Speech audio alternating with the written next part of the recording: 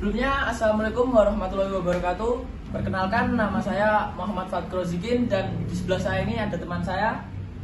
Nama saya Johar. Di sini kami akan membicarakan mengenai ETLE atau Electronic Traffic Law Enforcement. Sebelum saya berbincang-bincang dengan teman saya, apa sih ETLE itu? Undang-undang atau undang-undang ETLE? Mengutip dari laman ETLE Korlantas, Electronic Traffic Law Enforcement merupakan program dari Korlantas Polri implementasi teknologi mencatat berbagai pelanggaran lalu lintas secara elektronik. Jadi peraturan baru ini ditujukan kepada pengguna lalu lintas untuk mengantisipasi adanya pelanggaran dengan cara memasang alat-alat elektronik seperti CCTV dan kamera.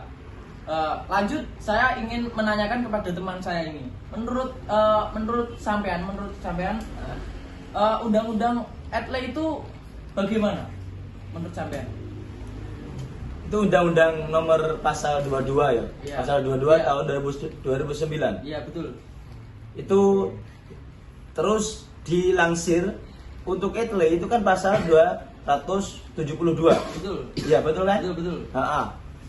Menurut saya pengalaman melihat dari orang-orang sekitar, jadi pelanggaran yang ditetapkan lalu lintas pada ETLE itu tidak efektif.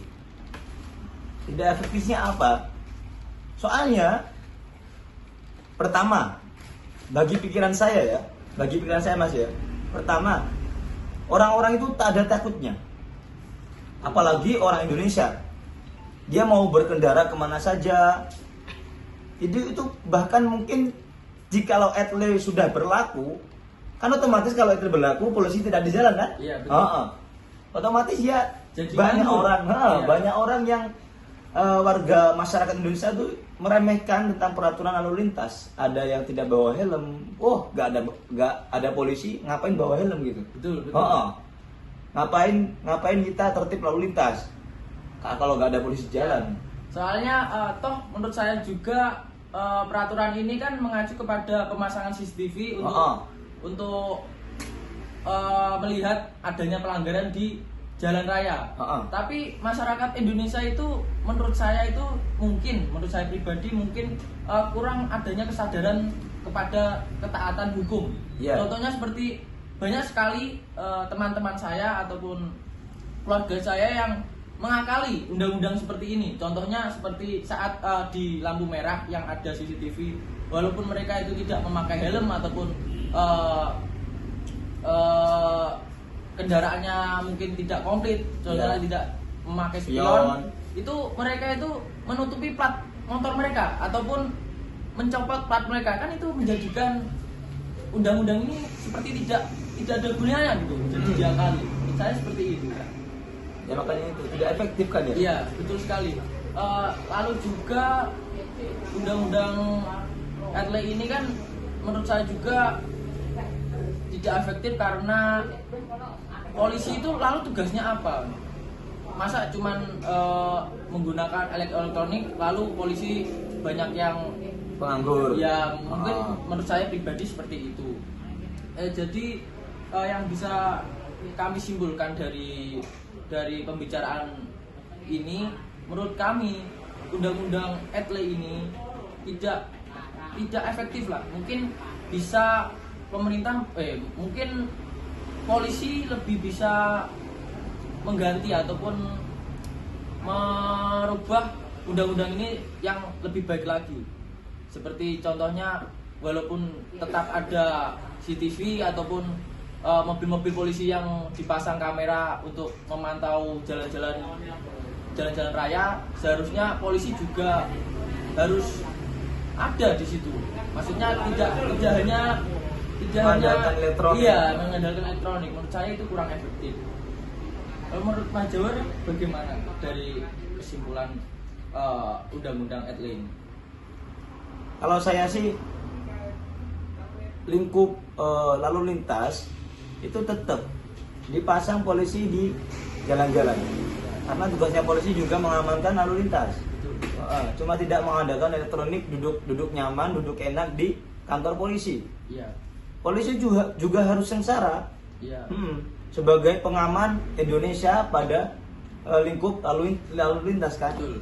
Seharusnya kalau bagi saya tetap ada etle, cuma penguasaan penuh lalu lintas ada di tangan polisi. Betul. Tetap ada penilangan.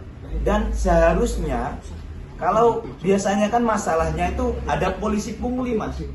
Tahu polisi pungli yang mencari kesempatan dalam kesempitan, yang uangnya dikasihkan, mungkin kasihkan kaos kaki, kasihkan sepatu, itu yang seharusnya dibenerin. Ya, Dibenerin. Kalau etle itu tetap, menurut saya tetap adanya etle, cuma sebagai penegas bahwa lalu lintas di Indonesia itu benar-benar terjaga, selain dari polisinya langsung dan dari elektroniknya juga seperti kamera tadi. Lalu yang terakhir saya ingin memberitahu kepada teman-teman bahwasanya elektronik tilang ini sebenarnya tujuannya bagus dan caranya itu contohnya seperti ini.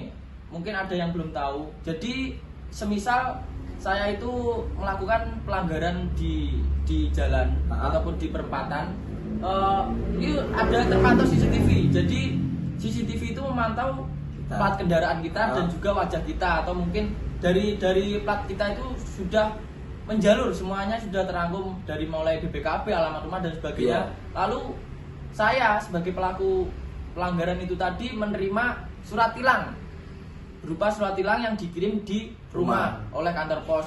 Lalu pembayarannya bagaimana? Untuk pembayaran tilangnya biasanya sepengetahuan saya itu bisa membayar di kantor pos, ataupun misal kita tidak membayar di kantor pos, misal kita mau membayar pajak kendaraan bermotor itu atau pembayaran STNK dan lain-lain, itu dikenakan pajak tambahan dari itu.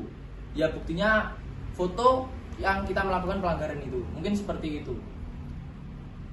Mungkin dari kita cukup sekian untuk membahas undang-undang etle. Semoga kedepannya, kami berharap semoga kedepannya undang-undang ini dapat ditaati oleh seluruh masyarakat Indonesia khususnya, dan juga saran kepada pihak kepolisian lalu lintas untuk memperbarui dan lebih meningkatkan lagi aturan-aturan lalu lintas supaya untuk menjaga keamanan serta ketentraman masyarakat Indonesia. Mungkin sekian dari kami, ada kurang lebihnya saya mohon maaf. Saya tutup. Wassalamualaikum warahmatullahi wabarakatuh. Waalaikumsalam. Sallallahu alaihi Muhammad. Salam.